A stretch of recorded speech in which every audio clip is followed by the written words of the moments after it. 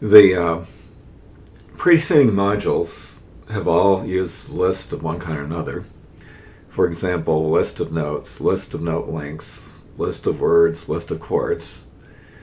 Now, the very musical, the waveforms underlying the music and the sounds also are a list of numbers. We can record sounds in the sound tab and then play them back using the playback. And so I can play a recording of a ringing glass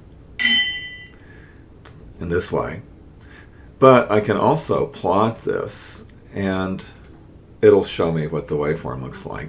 And so that's what it looks like.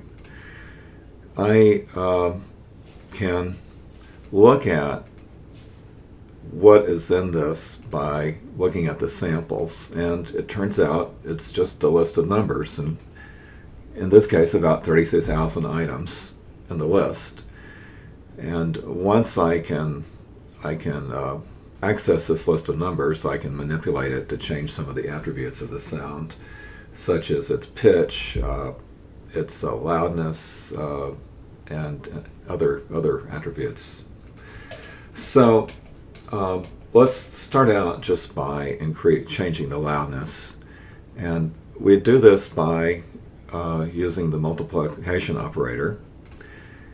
The multiplication operator can be used to multiply any two numbers, like this. 2 times 3 is 6, but we also could take a list of numbers. So if I take the list of numbers 1 and 2 and then 3, I can multiply each of those numbers by 2 and double them.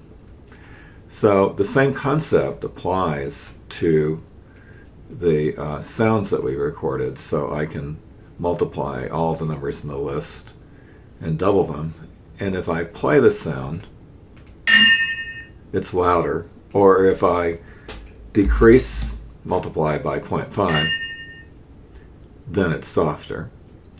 So if I plot this, we'll see that the graph is bigger if I increase it and smaller if I decrease it.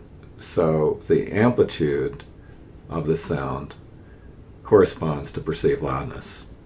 And I can adjust the loudness just by multiplying the samples in the list. Now, we can do quite a few other things that will be discussed in the next module.